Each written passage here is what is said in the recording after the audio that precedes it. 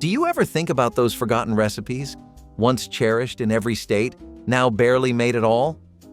These dishes filled tables across America with smells, stories, and a sense of place you could taste in every bite.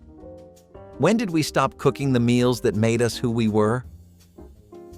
Tomato aspic was the weird, jiggly dish your southern aunt insisted on serving every holiday, even when no one asked for it. This bright red, gelatin-based salad was made with tomato juice, vinegar, celery, and a heap of onion or green pepper. Sometimes it had hard-boiled eggs sliced in like a fancy afterthought. In Alabama, it was a dish of pride. It was cold. It was tangy. It was firm enough to hold its shape and soft enough to confuse you. These days, no one wants their vegetables jiggling, but there was a time when this was the centerpiece of Sunday dinner. And yes, it was eaten with mayonnaise. Sour cream raisin pie sounds like a dare, but in Alaska, it was once a deeply comforting tradition. The filling was thick and creamy with just enough spice to make you forget you were eating a handful of raisins suspended in custard. It tasted like cinnamon in winter and the inside of a warm kitchen after a long snowstorm. Topped with toasted meringue and nestled in a flaky crust, this pie was more than dessert. It was survival in sweet form. It showed up at potlucks, funerals, and birthdays alike. Now people wrinkle their nose at the name, but for Alaskans, it was love baked into every bite. Navajo mutton stew was never meant to be flashy. It was slow-cooked, bone-in sheep meat with hominy, carrots, and potatoes, flavored by time and memory rather than spice. For Arizona's native families, it was what you made when you had to feed everyone, but had almost nothing. The broth was earthy. The meat was rich and gamey. This was food made for warmth and togetherness. It sat on stovetops for hours, thickening with every stir. These days, it is more likely to be remembered than made, even in Navajo homes. But for those who knew it, the smell alone brings everything: family, hunger, love, right back. Possum pie might be the most misleading dish name in Arkansas, and that is saying something. It has no possum. Never did.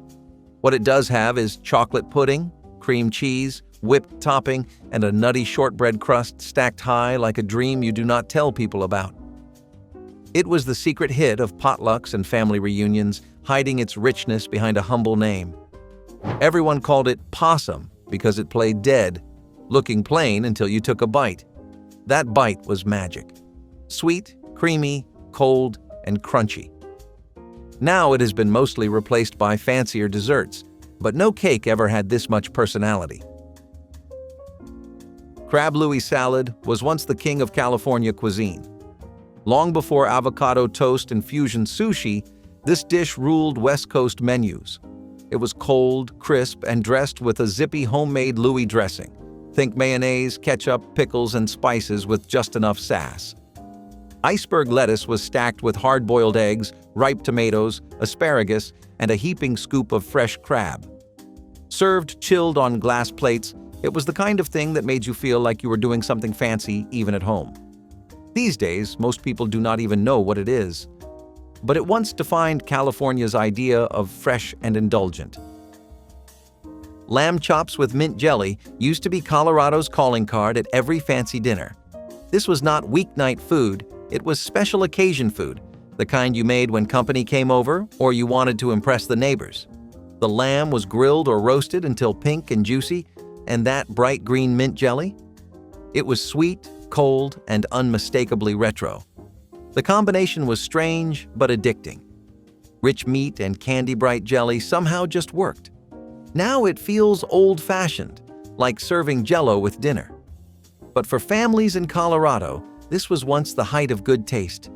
Now it just lives in memories and dusty cookbooks.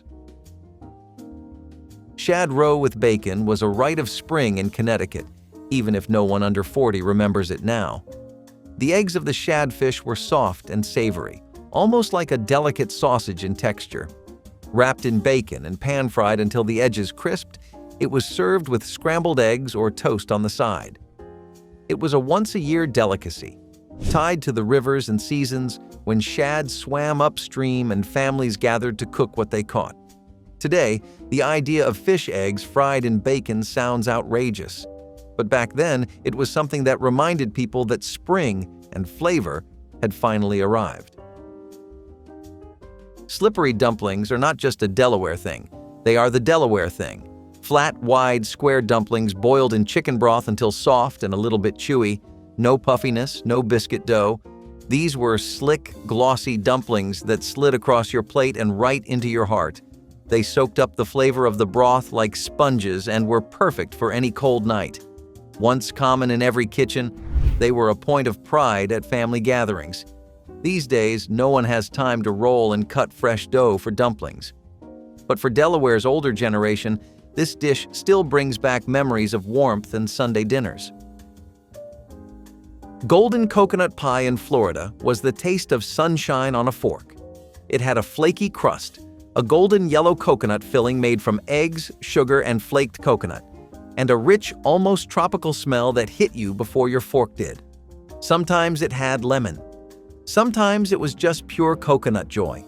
It was served chilled, a perfect finish to hot afternoons and busy family dinners. You would find it at roadside diners and family reunions, always disappearing faster than any cream pie or chocolate cake. But now, you barely see it on menus. It is a Florida treasure that has gone quiet. Boiled peanut soup was Georgia's best-kept secret until it vanished. This humble, creamy dish started with raw peanuts, long boiled until tender, then blended into a thick soup with butter, onion, and sometimes celery. It was nutty and salty and completely Southern in every way. It tasted like the land, like soil and sweat and someone doing their best with what they had. It was never fancy, but it fed plenty. Now people might pass over boiled peanuts at a gas station without knowing that once upon a time, those same peanuts made a bowl of soup that could warm even the hardest day. Lomi lomi salmon was Hawaii's answer to cold comfort. Salted salmon, chopped fine, massaged — lomi lomi means massage — with tomatoes, onions, and sometimes green onions. It was bright, it was fresh, it was salty and clean, eaten chilled right from the bowl. Often served alongside poi or rice, it was a staple at Hawaiian feasts and backyard gatherings. It came from a tradition of preservation and resourcefulness, making use of salted fish brought by ship and the local produce of the islands. Now it is more a nostalgic bite at special events than something found in most homes. But one spoonful, and it all comes flooding back. Mormon funeral potatoes were not named for drama. They were named for tradition. In Idaho, if there was a wedding, a funeral, a church gathering, or even just a potluck, you would find this casserole on the table. It was hash browns or sliced potatoes baked with sour cream, cheese, cream of chicken soup, and a cornflake topping. Crispy on top, creamy inside, and impossibly rich. It was comforting, familiar, and somehow always exactly what you needed. These days, fewer people are making casseroles from scratch. But for anyone who grew up on them, funeral potatoes taste like family, no matter the occasion. Shrimp de jongi was once the toast of Illinois supper clubs. It was rich, it was garlicky, it was baked shrimp in a buttery, sherry-laced breadcrumb topping that came out sizzling and golden. Originating in Chicago around the early 1900s, it was one of the first big restaurant dishes to really catch on in the state. People made it at home for special dinners or holidays. It was old-school glamour on a baking dish. Now it has mostly disappeared from the table and the menu. But one bite and you would understand why Illinois families once made this their fanciest comfort food. Persimmon pudding was Indiana's autumn masterpiece, made from wild, ripe persimmons that were mashed into a pulp and mixed with flour, sugar, eggs, and spices. It baked into something between cake and custard, dense, sweet, and sticky. People served it warm, with whipped cream or a splash of milk. It showed up every fall when the trees were heavy and families gathered in kitchens for one last celebration of the harvest. These days, hardly anyone knows what a persimmon even tastes like, but in Indiana, there was a time when no Thanksgiving table felt complete without this strange, wonderful, soft orange square. Made-right sandwiches were Iowa's original fast food before fast food even existed. They were loose meat sandwiches, just seasoned ground beef cooked until crumbly and juicy, then scooped onto a soft bun. No sauce, no cheese, just meat, mustard, pickles, and onions if you wanted. It sounds simple, and it was, but that was the charm. It came wrapped in wax paper and smelled like a county fair. Every small town had a place that served them. Now, they have been pushed out by bigger chains and flashier sandwiches, but for folks in Iowa, a Maid-Rite still feels like coming home. Bieroks were the heart of Kansas's German-Russian kitchens, little baked buns stuffed with ground beef, cabbage, and onion. Soft on the outside, steamy and savory on the inside, they were designed to be carried to work in a coat pocket or lunch pail. They were portable meals built for survival and comfort all in one bite. Families would bake trays of them for reunions, church events, and freezer stock. Every grandmother had her own dough recipe. These days, most people do not have time to knead dough for hours. But in Kansas, the smell of baking bieroks still carries the warmth of home. Burgoo stew was a Kentucky legend, once made in giant kettles over open fires for crowds of hungry families. It was a community stew. Toss in whatever meat you had, like mutton or chicken, plus corn, lima beans, tomatoes, and potatoes. No two recipes were ever the same, but they were always thick, smoky, and deeply satisfying. It simmered for hours, sometimes days. People gathered around to stir and share and eat until there was nothing left. These days, you might only see it at festivals or county fairs, but burgoo used to be the taste of Kentucky togetherness, one ladle at a time. Challis were sweet rice fritters once sold by Creole women on the streets of New Orleans, piping hot and wrapped in cloth. Made from leftover rice, eggs, sugar, and nutmeg, they were fried until golden and dusted with powdered sugar. Challis were breakfast, comfort, and survival, all rolled into one little ball. Before beignets took over, this was the treat you woke up for. It was a recipe passed down quietly through generations, mostly by Black families who kept the tradition alive during hard times. Now, they are rarely seen outside of a few family cookbooks, but their story still lingers in Louisiana kitchens and old cast-iron pans. Baked stuffed haddock was once the proud centerpiece of many Sunday dinners in Maine. A white fish fillet, fresh from the icy waters, was filled with buttery cracker crumbs, chopped onions, and parsley. It was baked until flaky, tender, and just golden on top. Families swore by their own versions, often handed down from sea-weathered parents or grandparents. The smell of lemon and fish filled coastal kitchens. It was not fancy, but it was honest, warm, and made with what was caught that day. These days, haddock is harder to find fresh and the prep takes time, but once this was the smell of a Maine home on a good day. Chicken Maryland was a whole production. The chicken, the gravy, the sides, and that signature pan-frying method. Each piece was dredged in flour and cooked low and slow in a skillet until golden and crisp. Then came the cream gravy, made from the pan drippings and poured right on top. Served with mashed potatoes, corn fritters, and sometimes bananas, it was a bold and unmistakably Maryland kind of meal. It was the house special at local inns and dinner tables alike. Now, it feels like a recipe from a different world. But back then, nothing said comfort quite like a plate of chicken Maryland done right. Brown bread in a can was not a joke. It was a pantry staple in Massachusetts, especially in the early and mid-20th century. This was not sandwich bread. It was dark and dense, made from whole wheat, rye, cornmeal, and molasses. Steamed in a coffee can until firm, it was sliced and served with baked beans or butter. Sweet, nutty, and just a little chewy, it showed up at Sunday dinners and church suppers across New England.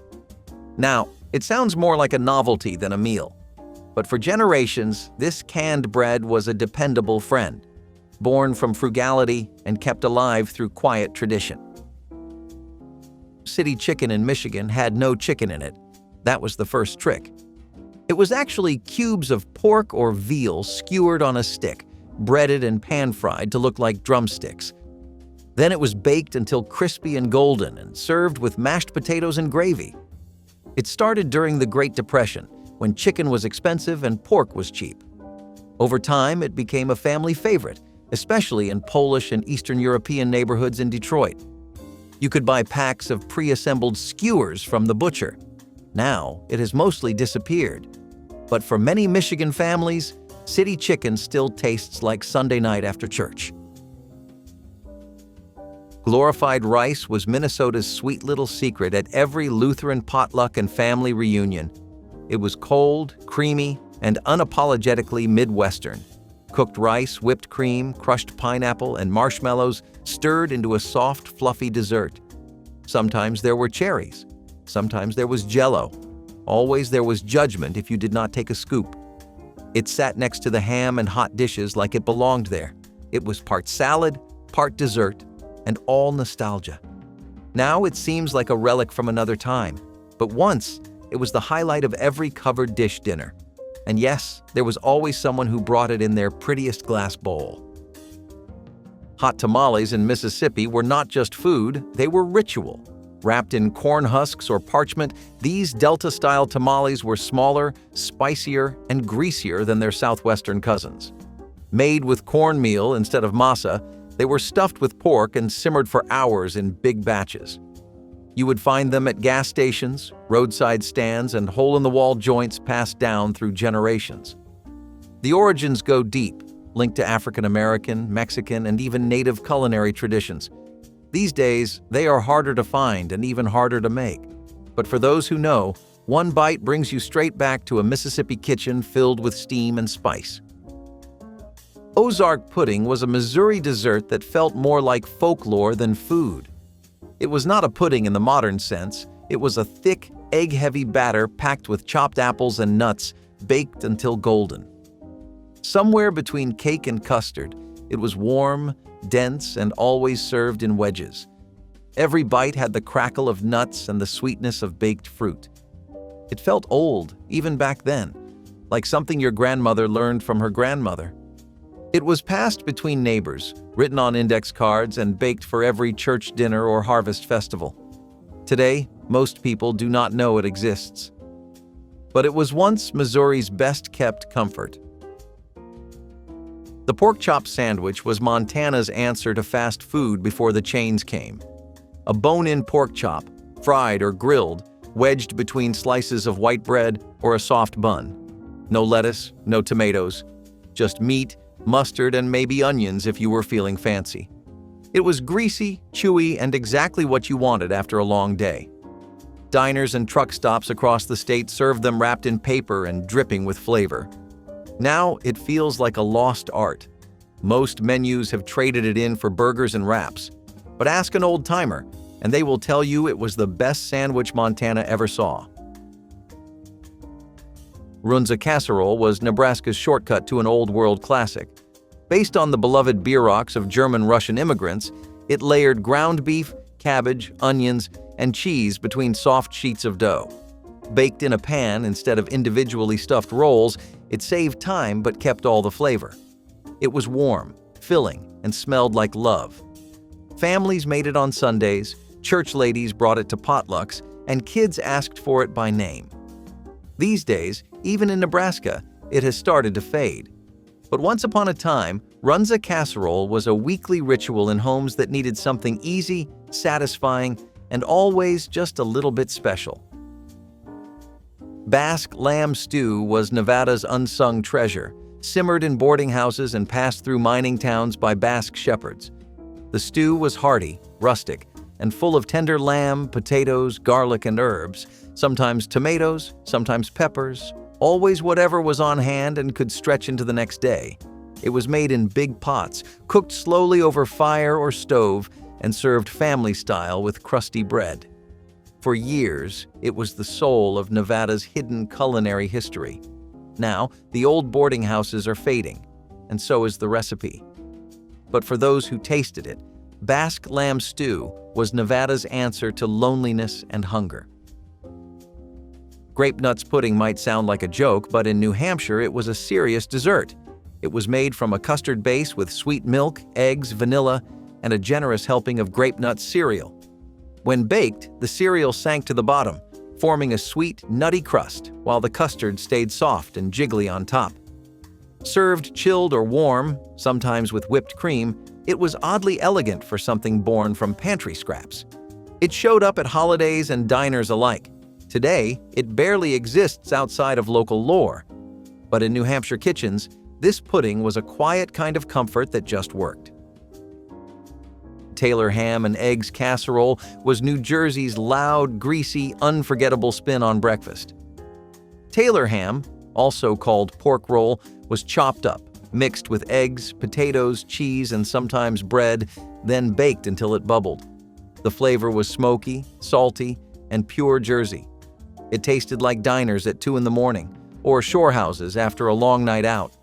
It was brunch for people who did not want to wait in line. These days, it has been replaced by fancier egg bakes and Instagram food. But for the folks who remember, this casserole was the real deal. A little bit of attitude baked into every bite. Green chili chicken enchilada stacks were pure New Mexico comfort, layered like lasagna but Southwest all the way. Corn tortillas, shredded chicken, green chili sauce, cheese, and sometimes sour cream came together in warm, spicy layers. You did not roll them. You stacked them. Easier, faster, and just as delicious. The green chili was always fire roasted, the kind that made your mouth burn and your heart sing. Families made big trays of it for weekends, holidays, and just because. Now it is slowly fading from home kitchens, even in New Mexico. But for anyone who grew up with it, no restaurant version ever quite matches the real thing. Chicken fricassee with matzo balls was New York's way of making the old feel new. Tender chicken pieces cooked in a rich white gravy, poured over or nestled next to fluffy matzo balls that had soaked up all the flavor. It was Jewish deli food, family food, city food, something you ate after a hard week or before a holiday. It was a fusion of Eastern Europe and New York grit, and it tasted like history. Today, fricassee has almost vanished from most homes, and even the matzo balls are not what they used to be. But one spoonful still tastes like the Lower East Side in the middle of winter. Sonker was North Carolina's best-kept dessert, even though most people outside the state have never heard of it. Somewhere between cobbler and pie, it was a deep-dish fruit dessert with a thin, juicy filling and a light batter poured over the top. The fruit varied: sweet potatoes, berries, apples, whatever was in season. It baked into a bubbling, messy miracle. Served with milk dip or ice cream, it was a tradition that lived in family kitchens, not restaurants. The name alone kept it local. Today, Sonker feels like a whisper from the past. But in North Carolina's foothills, it once meant you were home and someone loved you. Nufla soup was North Dakota's answer to blizzards, bad days, and empty cupboards. Thick and creamy, it was filled with soft dumplings that floated like clouds in rich potato broth. Sometimes there were carrots, sometimes chicken, always butter. It came from German-Russian immigrants and became a farmhouse favorite. Simple, humble, and soul-warming. Today, boxed soups have taken over. But for those who remember, Nufla soup was more than food. It was warmth in a bowl when the wind howled and the stove was the only thing keeping you sane. Cincinnati chili over spaghetti was Ohio's proud little mystery. It was not regular chili. It had cinnamon, cloves, even a bit of chocolate, slow simmered until smooth. Ladled over spaghetti and topped with cheddar, it was a 5-way or nothing. Onions, beans, and crackers optional. You found it in diners, cafeterias, and corner joints. Now, fast food sells versions, but they miss the point. The real thing is homemade, weird in the best way, and unmistakably Ohio. One bite, and you remembered why it never quite made sense outside the state. Indian fry bread tacos were Oklahoma's flavorful act of resistance, born from hardship, loved like treasure. The base was pillowy fry bread, crisp outside, soft inside, topped with beef, lettuce, beans, and cheese. A taco built from what little was left after native communities were displaced and given ration staples. But out of injustice came a dish so full of memory, it became a symbol of survival. Today, you might see it at powwows or fairs, but rarely in homes. And that is a shame, because it was more than a meal. It was Oklahoma's spirit, fried golden and shared with pride. Salmon loaf was Oregon's nod to coastal living without the cost. Made from canned salmon, breadcrumbs, and milk, it baked into a pink loaf that sliced like meatloaf but tasted like the sea. Lemon on the side, dill sauce on top, greens if you felt fancy. This was not luxury, it was lunch. It showed up in school lunches and dinner tables from Portland to Pendleton. Over time, people stopped cooking with canned salmon. Now the loaf is mostly forgotten, replaced by fresh fillets and sushi. But once, this humble dish was how Oregon families stretched a fish into a feast. Hog maw was Pennsylvania Dutch soul food, stuffed pig's stomach cooked into something tender, rich, and unforgettable. The name scared off plenty, but the flavor won them back. Inside the stomach casing went sausage, potatoes, onions, and spices, all baked low and slow. It was a dish of thrift and respect. Use everything, waste nothing. You saw it at church picnics and family gatherings in small towns. Today, few make it, and even fewer admit they ever liked it. But hog maw was never about fashion. It was about tradition, community, and the kind of comfort that lingers long after the plate is cleared. Johnny cakes were Rhode Island's original breakfast, dating back to colonial times. Made from white cornmeal, salt, and boiling water, they were griddled until crispy on the outside and soft in the middle. A pat of butter or syrup turned them into something lasting. Indigenous peoples taught settlers how to make them, and the recipe stuck. For centuries, it lived in New England kitchens. Today, it is mostly a historical footnote. But in Rhode Island, Johnny cakes once ran like clockwork, simple, steady, and as old as the land itself. Every bite told a story older than the country. Hoppin' John was South Carolina's good luck charm, eaten on New Year's Day with hope. Black-eyed peas simmered with rice, bacon, and onion, humble, hearty, and full of soul. The dish had African and Caribbean roots, brought to the Lowcountry through centuries of struggle. Meant to bring prosperity, peas for coins, rice for plenty, it fed both rich and poor. Now, it is less common, replaced by trendier fare. But sometimes, someone brings it back. And just like that, the old magic stirs again in Southern kitchens. Chislic was South Dakota's salty secret, a bar snack turned backyard favorite made from cubes of deep-fried mutton or beef. Lightly seasoned, sometimes skewered, sometimes served in a paper tray with a side of saltine crackers or hot sauce.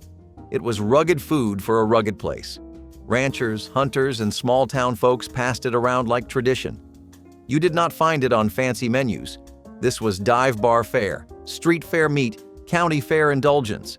These days, it is rare to see Chislic outside of local events. But ask any old-timer in South Dakota, and they will tell you, it is the best meat you never knew you missed.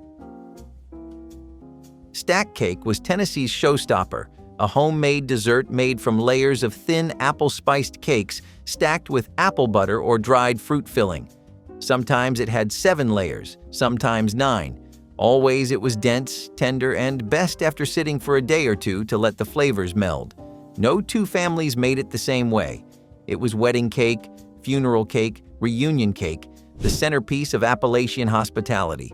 Today, it has all but vanished from modern kitchens, replaced by easier, flashier sweets. But once, in Tennessee hollers and hills, this layered labor of love was the dessert that said, "You belong." King Ranch casserole was Texas comfort at its cheesiest and most chaotic.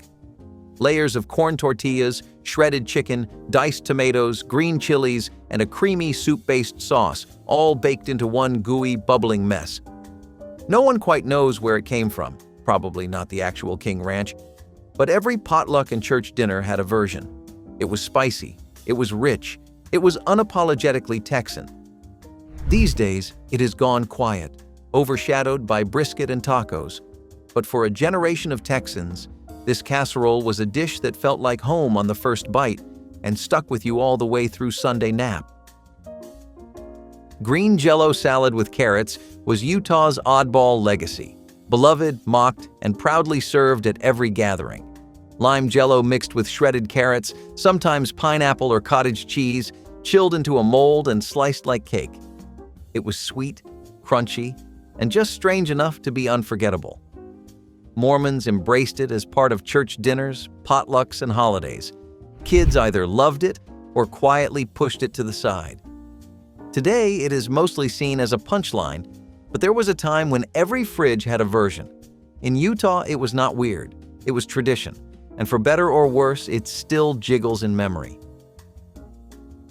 Maple baked beans were Vermont's quiet masterpiece, sweet, smoky, and slow-cooked with nothing but time and love. Navy beans were soaked overnight, then simmered with salt pork and a generous pour of maple syrup tapped right from the trees. Molasses, mustard, and a little onion made it perfect. The beans baked low for hours, filling the house with the smell of sugar and smoke. It was breakfast. It was supper. It was every meal in between. Today, they come in cans. But once, these beans were the heartbeat of Vermont kitchens. A spoonful told you everything about the land, the trees, and the people who worked both. Peanut soup was once a staple of Virginia kitchens, especially in the Tidewater region. Creamy, salty, and slightly sweet, it was made from ground peanuts simmered with onion, celery, and broth. Served warm with a swirl of cream or a sprinkle of chopped peanuts on top, it was as elegant as it was earthy. The roots ran deep, connected to West African traditions, brought over through enslaved people, and adapted over generations. It was once served at inns, presidential tables, and Sunday lunches alike. Today, it has nearly vanished. But for a long time in Virginia, peanut soup was a reminder that something humble could also be historic. Salmonberry cobbler was Washington's wild little treasure, sweet and tart and gone in seconds. Salmonberries grew in damp forests and along creeks, plucked by hand and baked into cobblers with buttery biscuit tops. Not too sweet, not too soft, just the right mix of juicy and crisp. They were never farmed, never sold in stores, only gathered when nature allowed. Served warm with cream or cold from the fridge, it was a seasonal joy. These days, few remember what salmonberries even taste like. But in Washington's coastal communities, this cobbler was once the flavor of summer, made for sharing and disappearing while it was still hot. Ramp and potato soup was West Virginia's spring tradition, made when the snow melted and the ramps started pushing through the soil. Ramps are wild leeks, sharp, garlicky, and fragrant in the way that fills a kitchen in seconds. Combined with potatoes, butter, and broth, they turned into a soup that was earthy, creamy, and fiercely local. Families foraged them every April, cooked them up with whatever they had, and passed bowls around the table. Today, ramps are trendy in big city restaurants, but back then, they were survival. And in West Virginia, this soup still tastes like the first green thing after a long, cold winter. Booyah stew was Wisconsin's biggest pot of everything, a thick, hearty mix of beef, chicken, cabbage, carrots, corn, and whatever else you had, cooked outdoors in huge kettles for hours, sometimes even a full day. It was not just a meal. It was an event. Communities came together, stirring with wooden paddles taller than your kitchen counter. Every family had their own spin, their own secret ingredients, their own stories. These days, it is rare to see booyah outside of a church fundraiser or local festival. But for generations, it was the stew that brought Wisconsin together, one steaming bowl at a time. Elk meatloaf was Wyoming's answer to making the wild taste like home.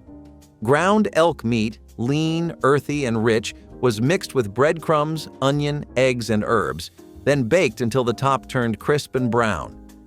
It was hearty, filling, and a little bit gamey in the best way. Hunters brought it in from the hills. Families turned it into weeknight dinner or Sunday supper. These days, elk is hard to find if you are not out there getting it yourself. But for many in Wyoming, this meatloaf was a way of saying thank you to the land. And every slice reminded you where your food really came from. James Madison's state dinners were as much about diplomacy as they were about distraction. Elegant escapes during the turbulent War of 1812. At the heart of these events was Dolly Madison, the First Lady who practically invented the role of political hostess. While James strategized in the war room, Dolly charmed guests at the dinner table, using social gatherings to build bridges and bolster morale during a time of national uncertainty. The menu reflected both the Madison household's refined tastes and the regional influences of the time. Terrapin stew, a Maryland delicacy made with turtle, was a highlight. For a bold culinary twist, guests were treated to oyster ice cream. While it might make modern diners shudder, it was Dolly's favorite innovation. Seasonal fruits rounded out the offerings, adding a fresh, simple elegance to the table. The guest list included foreign diplomats and Washington's elite, ensuring these gatherings were not only social but politically strategic. Dolly used her charm and hospitality to maintain alliances and foster unity, ensuring that even amid war, the capital remained a hub of civility. Her influence was so profound that one guest joked she was the only first lady who could make oysters patriotic. And frankly, she probably could. Cornbread was also used as a substitute for the typical ingredients you would use for a pancake. And speaking of vegetables, one of the most reliable ones in the Depression for the country as a whole were potatoes. You can kind of see where I'm going with this, can't you? You've probably been around the block with potato pancakes more than a few times in your lifetime, but unless you're from Colorado, you wouldn't know about how the state has a natural tendency for potato farming.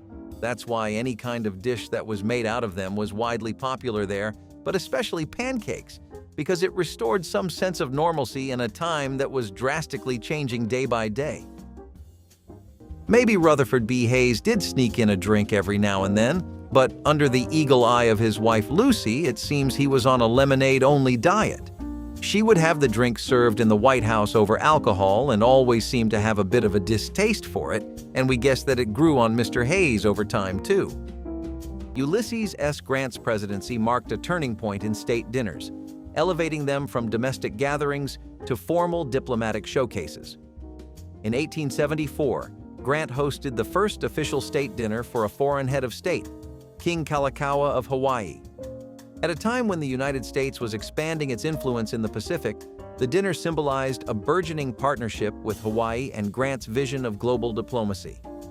The guest list reflected the dinner's significance, including prominent government officials and, of course, King Kalakaua, the first Hawaiian monarch to visit the U.S.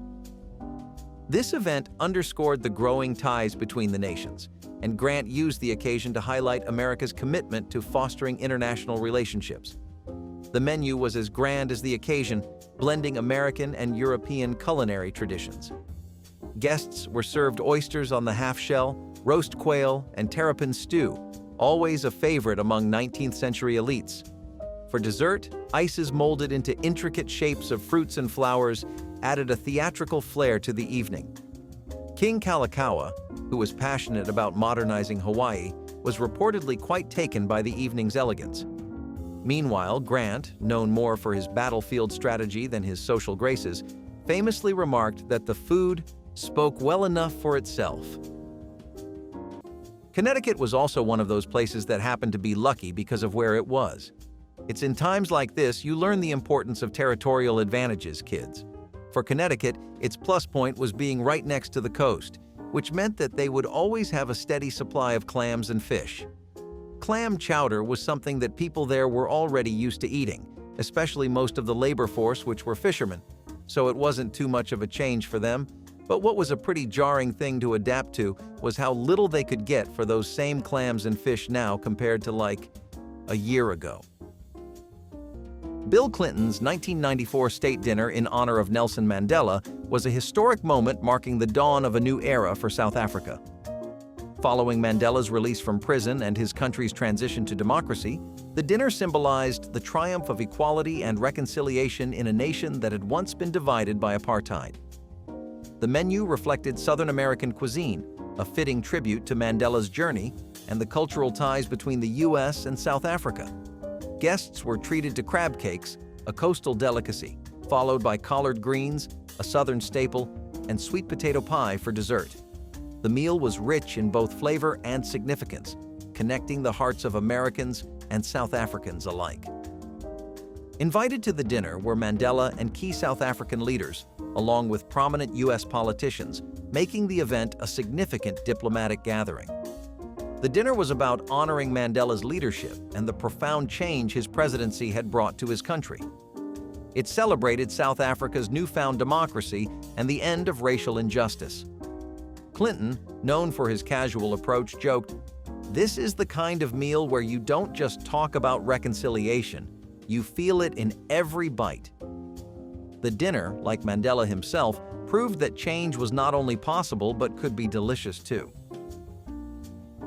California also had the benefit of having some good and fertile soil, which is what helped it last out the economic drought with relatively everything still as it was, besides the obvious damages that everyone suffered.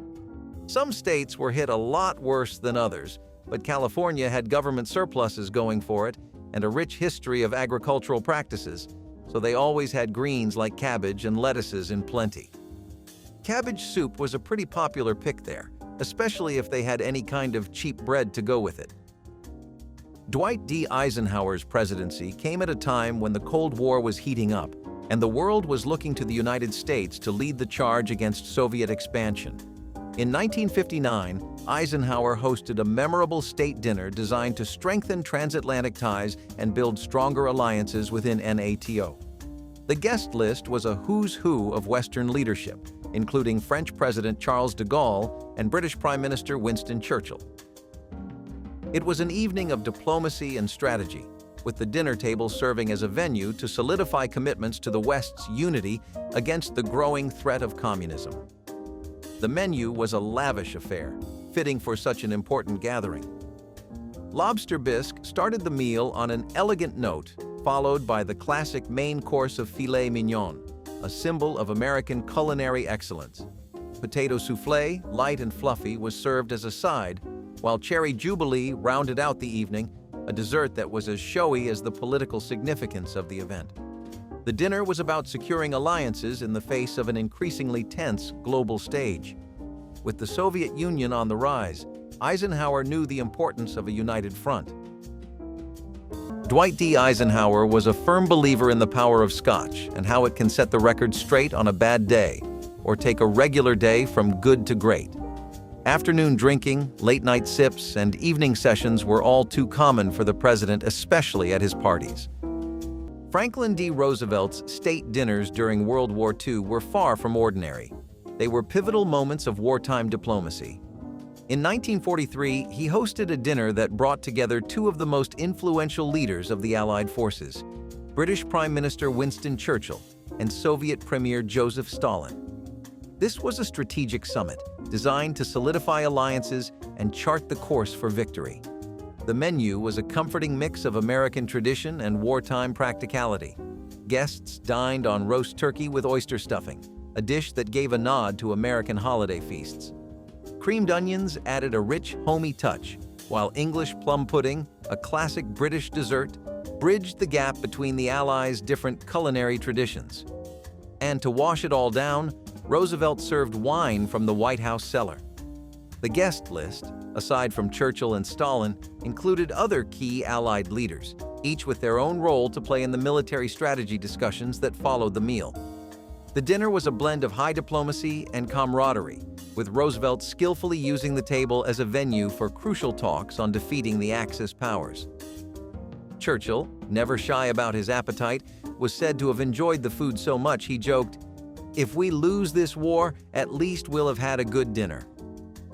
The dinner, after all, was about shaping the future of the world.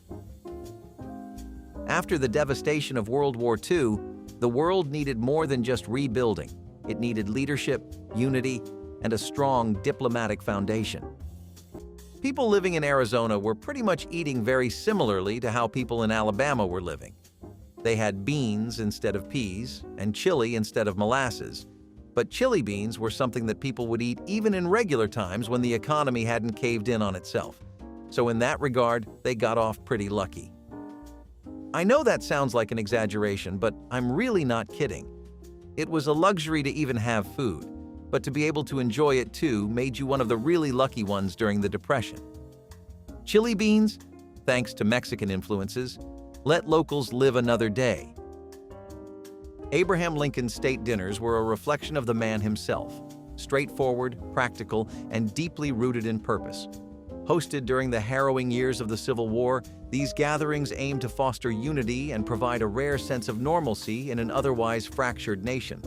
Lincoln used the dinners as a symbol of resilience, showing that even amid national turmoil, the presidency endured and the Union still had a table big enough for everyone, at least metaphorically. The guest list included government officials, military leaders, and the occasional international visitor. These weren't lavish affairs but purposeful ones, focused on building connections and fostering collaboration among those tasked with holding the country together. If tensions were high on the battlefield, Lincoln hoped a shared meal could, at least for an evening, encourage mutual understanding. The menu was humble but hearty, reflective of Lincoln's simpler approach to the presidency. Roast turkey and ham provided the staples, accompanied by corn pudding and apple pie for dessert, a nod to tradition and comfort. Lincoln, who famously had little interest in food himself, was more focused on the company than the cuisine. He believed these dinners were about people, not pomp. As one guest quipped, "Lincoln wasn't there to impress your palate. He was there to hear your ideas and maybe share a story or two." In that way, his dinners truly embodied the union he sought to preserve. Alaska, on the other hand, was luckier. They had the privilege of being next to bodies of water, so they could actually catch their food hunter-gatherer style and essentially eat for free. Subsistence living became the normal lifestyle that people incorporated into their weekly routines, and one of the best ways to sustain an entire family and take advantage of the bounty of nature was fish and game stews. Any kind of stew would work. It wouldn't really be a proper recipe, and a lot of the time it would just be using whatever hands-on ingredients they could come up with. But hey, it filled everyone's bowl. Richard Nixon's 1972 state dinner marked a historic moment in U.S. diplomacy, the first official visit to China by a sitting American president. This dinner symbolized the thawing of Cold War tensions and the beginning of a new chapter in U.S.-China relations. The guest of honor, Chinese Premier Zhou Enlai, sat across from Nixon, with both leaders eager to foster a new diplomatic era. The menu was designed to honor Chinese culture while offering a taste of traditional Chinese cuisine. The dinner began with the iconic Peking duck, roasted to perfection and served with thin pancakes and hoisin sauce, a true Chinese delicacy. Shark fin soup followed a dish that has long been a symbol of Chinese fine dining. Dim sum, a beloved Chinese appetizer, rounded out the menu, offering a variety of small, flavorful bites. Nixon's guest list was a carefully chosen mix of Chinese officials and U.S. dignitaries, all part of a delicate diplomatic dance aimed at building trust between the two nations. The dinner was a clear message that the U.S. was ready to establish closer ties with China, moving beyond decades of isolation. Nixon, known for his keen understanding of symbolism, reportedly said, "If you can get the Chinese to eat dinner with you, you can talk politics." And talk they did, over a delicious historic meal that forever changed global diplomacy. Donald Trump's 2018 state dinner was a dazzling affair, showcasing the long-standing ties between the United States and France. Held in honor of French President Emmanuel Macron and his wife, Brigitte Macron, the evening was a celebration of shared history and values. The dinner also allowed Trump to strengthen personal diplomacy, fostering closer ties with one of the U.S.'s oldest allies. The menu reflected both American and French culinary traditions, featuring a rack of lamb, an elegant French classic, paired with jambalaya, offering a taste of the American South's rich flavors. Dessert was a delicate nectarine tart, balancing sweetness with sophistication. Among the invited guests were prominent American political figures, along with a strong French delegation. The dinner was a chance for both leaders to discuss key issues such as global security, trade, and the Paris Agreement. Trump and Macron had developed a strong personal rapport, and this dinner was an opportunity to reinforce that relationship. The night's event had a certain flair of its own, as Trump reportedly joked with Macron about making the French feel at home in the U.S., saying, "Don't worry, you'll be the most elegant people in the room." However, the evening was a reflection of the enduring U.S.-French relationship, one founded on shared democratic values and a strong history of cooperation. Hawaiians were struck very hard by the Depression. A lot of families couldn't begin to cope with the bills and the increase in costs on top of the lack of business. They had one advantage, if you could call it that, which was that they knew how to make the best use out of local ingredients. That's why they would stick to things like spam musubi, which just involves seaweed, rice, and grilled spam. Maybe that might sound relatively fancy to you compared to the rest, but they even used to feed this same stuff to US soldiers because of how practical it was. Theodore Roosevelt was a man of action, whether charging up San Juan Hill or shaking up Washington politics. So it's no surprise that when he hosted a state dinner in 1905 to honor Japanese diplomats, it was nothing short of groundbreaking. This was the first modern state dinner, marking a new era in US diplomacy. Held to strengthen relations with Japan following the Russo-Japanese War, the event celebrated Roosevelt's role in brokering the Treaty of Portsmouth, which earned him the Nobel Peace Prize. The guest list included Japanese diplomats, led by the Japanese ambassador, and key US officials. It was a carefully orchestrated evening designed to showcase mutual respect and emphasize America's commitment to fostering peace in the Pacific. Roosevelt knew diplomacy could be as much about gestures as policies, and this dinner set the stage for warmer US-Japan relations. Dinner began with mock turtle soup, followed by salmon and roast beef tenderloin. For dessert, the guests were treated to baked Alaska, a showstopper designed to impress. Roosevelt, famous for his larger-than-life personality, reportedly toasted the Japanese delegation with gusto, stating his hope for perpetual friendship between our nations. James Buchanan loved his whiskey and wine, but whether he could handle them as much as he consumed them remains a matter of debate. We would see him walking around, stumbling a little, just a tad bit tipsy or more, and we would also see a pretty sizable collection of wines of all kinds. You would think he would build up a tolerance, right? James Monroe's state dinners were nothing short of diplomatic celebrations, embodying the optimism of the era of good feelings. These gatherings were designed to underscore the principles of the Monroe Doctrine, a bold declaration that the Western Hemisphere was off-limits to European interference. The guest list included foreign dignitaries with special attention given to representatives from newly independent Latin American nations. These dinners symbolized U.S. support for their sovereignty while asserting America's emerging leadership in the hemisphere. It was Monroe's way of saying, "Welcome to the neighborhood, just don't let Europe drop by uninvited." The menu, like the political messaging, was hearty and deliberate. Guests dined on roast beef, baked ham, lobster salad, and jelly cakes, a spread designed to highlight both American abundance and refinement. Lobster salad, in particular, offered a touch of coastal elegance, while jelly cakes, a popular dessert of the era, provided a sweet conclusion.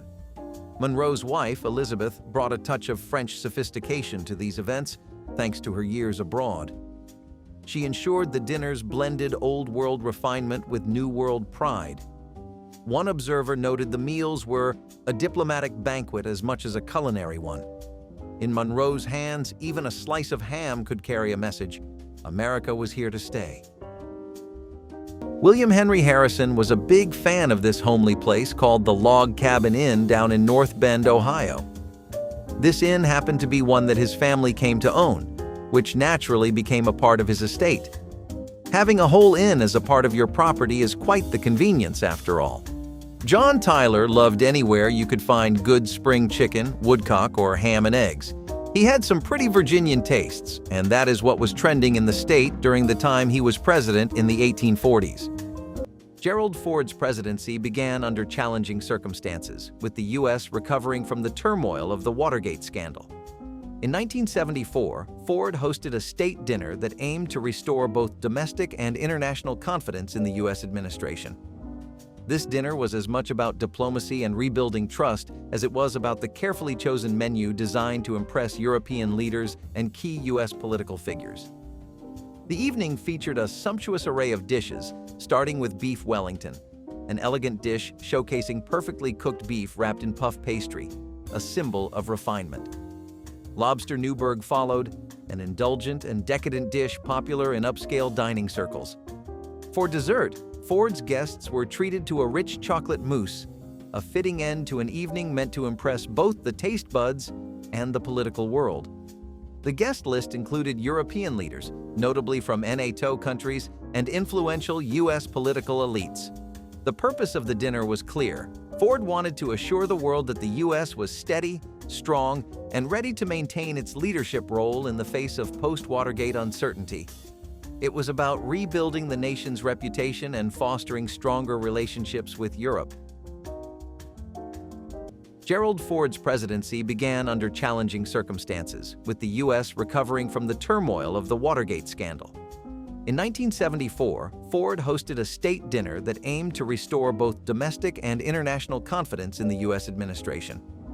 This dinner was as much about diplomacy and rebuilding trust as it was about the carefully chosen menu designed to impress European leaders and key U.S. political figures.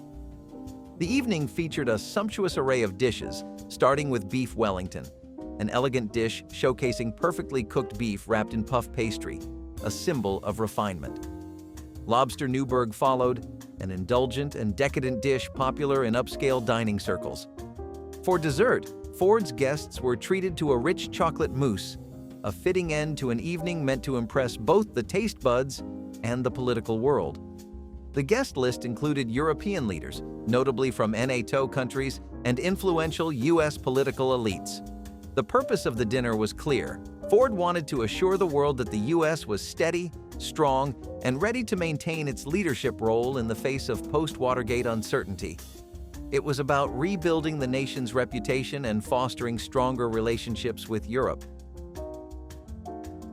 Speaking of the flashy and the grand, Thomas Jefferson could not do without his beloved Italian wines. It was known that Thomas was a fan of both red and white wines, with a slight preference for the red. He would have stocks of vintage wines from the freshest vineyards you could get in Italy, bottles that were aged as long as he had been alive. If you had the wallet of a president, would you not like to have your very own wine collection? William Howard Taft's presidency was a time when the U.S. was flexing its muscle in the Pacific, and his state dinners played a key role in reinforcing America's growing influence. One notable event in 1911 aimed to strengthen ties with Asian nations, particularly Japan and China, while also promoting trade. As the U.S. emerged as a global power, Taft saw these gatherings as opportunities to forge economic partnerships, and he wasn't about to let a dinner go by without putting America's best foot forward. The guest list was packed with Japanese and Chinese diplomats, along with business leaders who could help cement the U.S.'s economic dominance in the region.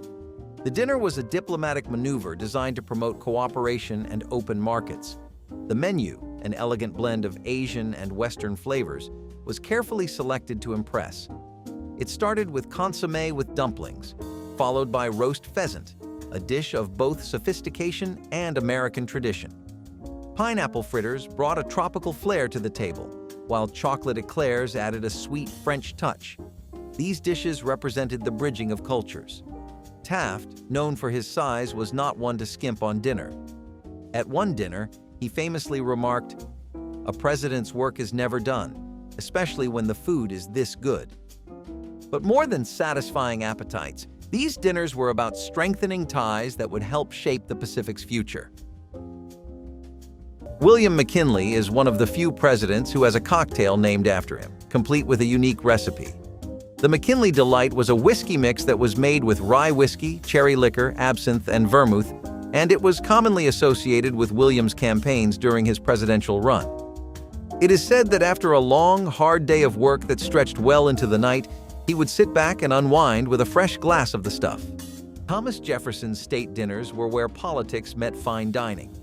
Known for his love of French culture and cuisine, Jefferson used these events to foster diplomacy and cultural exchange, especially with his favorite ally, France. He believed a good meal could accomplish what hours of debate often could not, fostering goodwill. The guest list included French diplomats, influential political figures, and intellectuals. Jefferson, ever the Francophile, ensured the evening reflected his appreciation for French sophistication.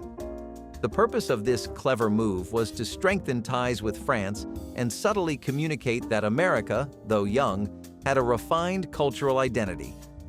The menu was quintessential Jefferson: bouilli, a French-style boiled beef with vegetables, paired with macaroni pie, a precursor to today's mac and cheese. Jefferson himself had brought a pasta machine back from France, so he didn't just serve mac and cheese, he introduced it to America.